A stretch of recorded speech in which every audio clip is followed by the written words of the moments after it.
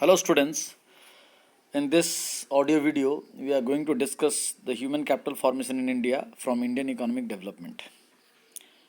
We are discussing in short, human capital refers to the stock of skill, ability, expertise, education and knowledge in a nation at a point of time. मतलब किसी भी समय में किसी समय विशेष पर वो 1947 भी हो सकता है, वो 1970 भी हो सकता है, वो 1990 भी हो सकता है, वो 2020 भी हो सकता है.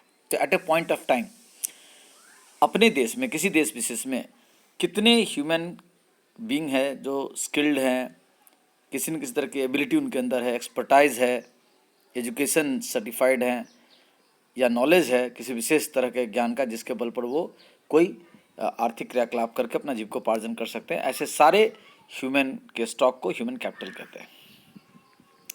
Physical capital refers to assets which themselves have been manufactured and are used for production of other goods and services. मतलब फिजिकल कैपिटल हो गया जो मनुष्य के द्वारा बनाया गया प्रॉपर्टी है, machine, building, furniture, typewriter, computer, vehicles etcetera, जो जिसको बना करके फिर उसको बिजनेस या फर्दर इकोनॉमिक एक्टिविटीज में यूज़ करता है. यहाँ देखिए ये फिजिकल कैपिटल और ह्यूमन कैपिटल में लिखा है कि फिजिकल कैपिटल टेंजिबल है, स्वाभाविक बात है, मशीन, बिल्डिंग, फर्नीचर सब टेंजिबल है. ह्यूमन कैपिटल, ह्यूमन के अंदर जो नॉलेज है, ह्यूमन बीइंग तो दिख रहा है बट ह्यूमन के अंदर की जो नॉलेज है वो चाहे बढ़ई का गुण है, चाहे वो ब्लैक स्मिथ का गुण है या मेजन का गुण है या एक इंजीनियर का, एक डॉक्टर का या एक टीचर का, वो गुण उसका दिखता नहीं है, उसके अंदर छुपा हुआ है. तो वो इसलिए लिखा गया कि human capital is intangible. Physical capital is separable from its owners. सही बात है, मशीन को, बिल्डिंग को, फर्नीचर को एक मालिक से दूसरे मालिक को मकान बिकता है कि नहीं, ज़मीन बिकती है कि नहीं, तो ओनरशिप ट्रांसफरेबल है फिजिकल कैपिटल का. ह्यूमन के पास जो नॉलेज है वो it can not be separated from its, वो उसके ऑनर से नहीं सेपरेट, हाँ, लेकिन उसके पास रह करके कोई दूसरा सीख के ट्रेन करके वो नॉलेज हासिल कर सकता है. लेकिन आदमी अपने नॉलेज को एक बार बेच देगा तो ऐसा नहीं कि उसका नॉलेज खत्म हो जाता और उसका नॉलेज बढ़ता है. ह्यूमन कैपिटल में ऐसा है.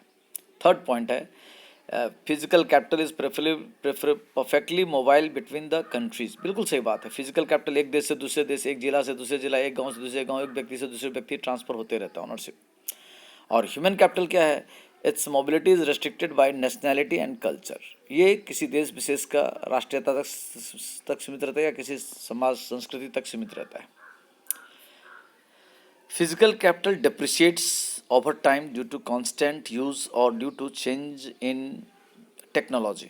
मतलब साल दर साल ये जो तकनीकी में परिवर्तन होता है उसके कारण या बार बार यूज़ प्रयोग में होने के कारण, वियर एंड टियर होने के कारण, लैप्स ऑफ टाइम होने के कारण जितने भी फिजिकल कैपिटल है उनका डिवैल्यूएशन होता है, जिसको डेप्रिसिएशन कहते हैं अकाउंटिंग लैंग्वेज में. और ह्यूमन कैपिटल के बारे में क्या लिखा है, इट दो डेप्रिशिएट्स विथ एजिंग. मतलब उम्र बढ़ने के साथ आदमी का फिजिकल एफिशिएंसी कम हो जाता है उस काम को करने का, बट एक्चुअली में जितना ज़्यादा आप ह्यूमन कैपिटल अपने काम को यूज़ करते हो उसमें उतना ज़्यादा शार्पनेस बढ़ता ही है, कम नहीं होता है. तो ये कह सकते हैं कि अप्रिशिएट होता है. फिर फिजिकल कैपिटल में it creates only private benefit. Physical capital किसी व्यक्ति विशेष को, किसी को लाभ देता है और it creates private benefit as well as social benefit. और जो जैसे मान लीजिए कारपेंटर है, अगर वो दूसरे को कारपेंट्री का काम कर दिया तो उसको प्राइवेट बेनिफिट हो गया कि उसको रोज़गार मिला और समाज को भी काम मिला. बदले में कोई लकड़ी का काम करने वाला है तभी तो काम हुआ. कोई ब्लैक स्मिथ है, वो लोहा का काम करता है, तो वो जो ब्लैक स्मिथ है वो अगर किसी को सर्विसेज प्रोवाइड किया तो उसको उससे एम्प्लॉयमेंट मिला तो उसका प्राइवेट बेनिफिट हो गया. लेकिन जो लोहा का काम हमको आपको करवाना है तो समाज के लोगों को भी तो उससे काम हुआ, तो ये हो गया social benefit. Human capital formation is the process of adding to the stock of human capital over a period of time. मतलब समय के साथ ह्यूमन कैपिटल के स्टॉक में वृद्धि होना. जैसे पहले आपके पास 50,000 स्किल्ड लोग थे तो अब 60,000 हो गया या 80,000 हो गया, तो इस तरह से एडिंग अप हो रहा है एग्जिस्टिंग ह्यूमन कैपिटल में. तो ये हो गया human capital formation. Sources of human capital formation. Human capital formation होता कैसे? Expenditure on education. हर घर, परिवार, देश, समाज पढ़ाई लिखाई में जितना खर्चा करेंगे उससे लोग स्किल्ड होंगे। फिर है एक्सपेंडिचर ऑन हेल्थ,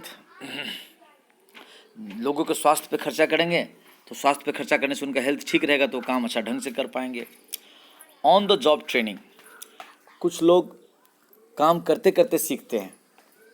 जैसे कि आप देखते होंगे कोई मैकेनिक है, वो गैरेज का मिस्त्री है, काम कर रहा, अपने अंडर में बहुत सारे वर्कर लोगों को रखता है, नया नया काम कराते कराते सिखाता है।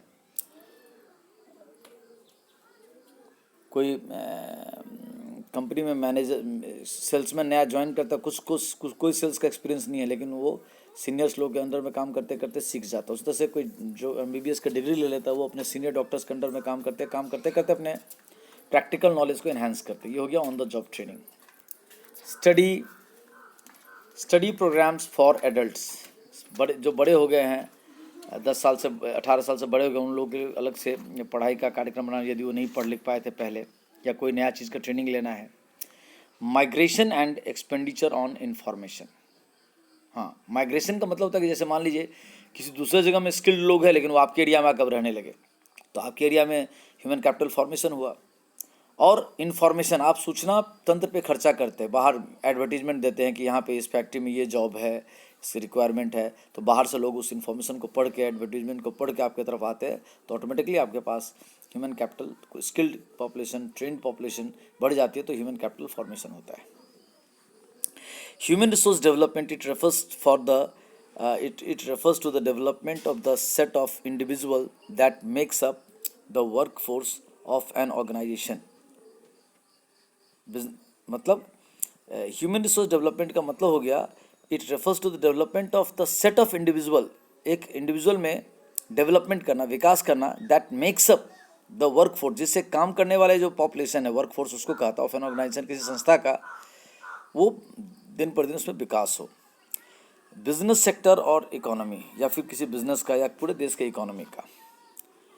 Role of human capital formation in economic growth, जहाँ पे ह्यूमन कैपिटल फॉर्मेशन जितना ज़्यादा अच्छा रहेगा, वहाँ का बिजनेस या इकोनॉमी का ज़्यादा अच्छा मदद मिलेगा। देखिए कैसे, रेजेस प्रोडक्शन, अगर आपके पास स्किल्ड पॉपुलेशन है, ट्रेंड पॉपुलेशन है, तो आपके खेतों में या आपके फैक्ट्रीज में जिस किसी भी तरह का प्रोडक्शन एक्टिविटी चल रहा है, वो प्रोडक्टिविटी उसकी बढ़ जाती है।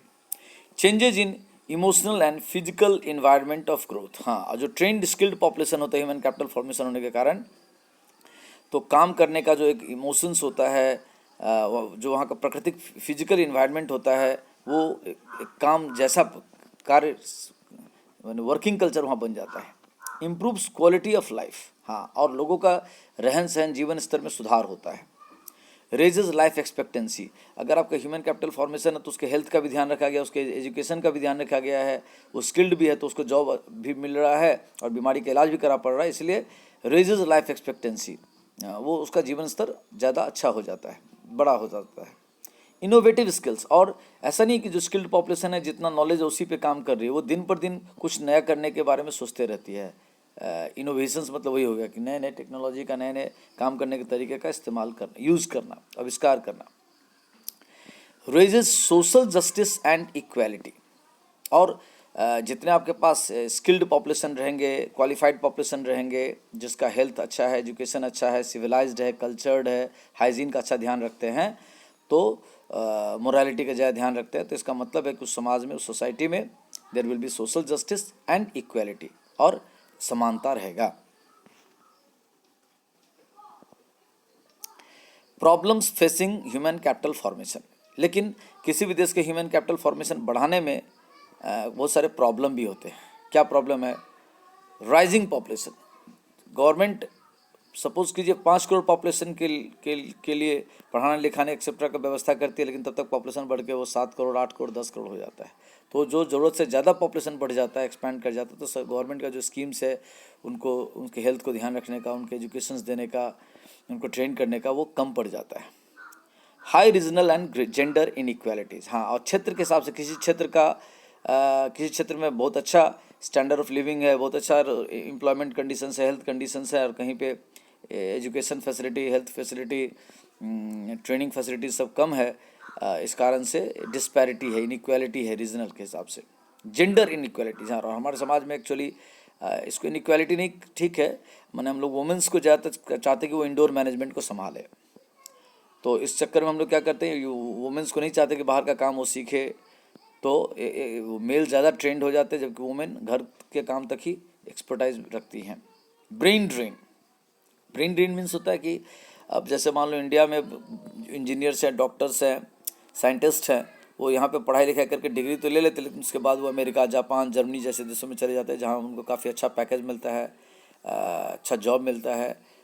इस कारण से अपने इलाके का लोग बाहर जा कर के काम करके पैसा कमा रहे, लेकिन अपना इलाका छोड़ के चले गए, तो ये हो गया brain drain. Insufficient man power planning, हाँ वही बात, गवर्नमेंट जो प्लानिंग करती है कि कितने लोगों को हमको स्किल्ड करना है, ट्रेंड करना है, वो गवर्नमेंट का प्लानिंग अपर्याप्त होता है, और उसका कारण है rising population. Insufficient on the job training in agriculture, हाँ काम करते करते खेती में काम करते करते सीखने का जो व्यवस्था है वो कम है, नहीं है। हाई पॉवर्टी लेवल्स, और समाज में गरीबी बहुत ज़्यादा है।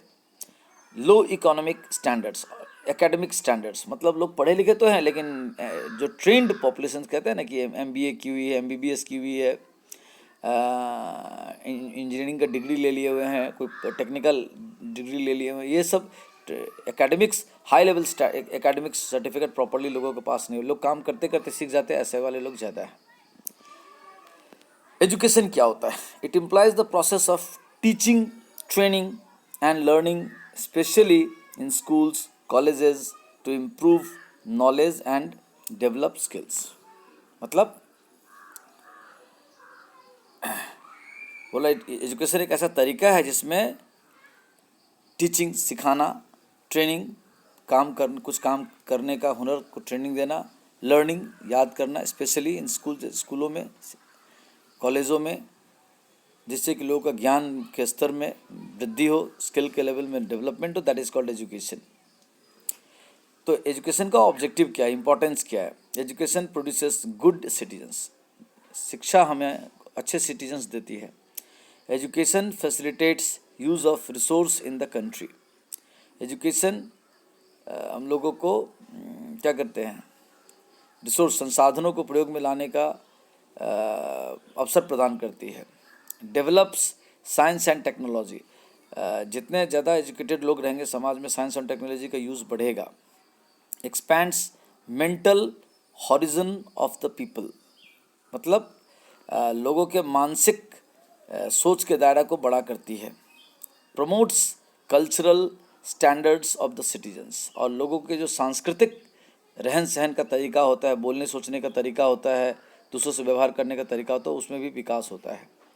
डेवलप्स ह्यूमन पर्सनैलिटी, और मनुष्य के व्यक्तित्व का विकास करती है, ये एजुकेशन का रोल है। Problems relating to development of education, Bharat में जो हर एक को शिक्षा मिले प्रॉपरली, हाई एजुकेटेड सब हो, इसमें प्रॉब्लम है। क्यों?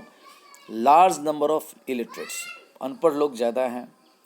इनएडिक्वेट वोकेशनलाइजेशन, जो वोकेशनल ट्रेनिंग होते हैं ना, जो कुछ ना कुछ हाथ का हुनर लोगों को सिखलाते हैं, चाहे हार्डवेयर हो या सॉफ्टवेयर, उस तरह का कुछ नॉलेज लोगों को दिया जाता है, वो वही देश में उतना ज़्यादा नहीं है, जिसको इंडस्ट्रियल ट्रेनिंग भी कहते हैं।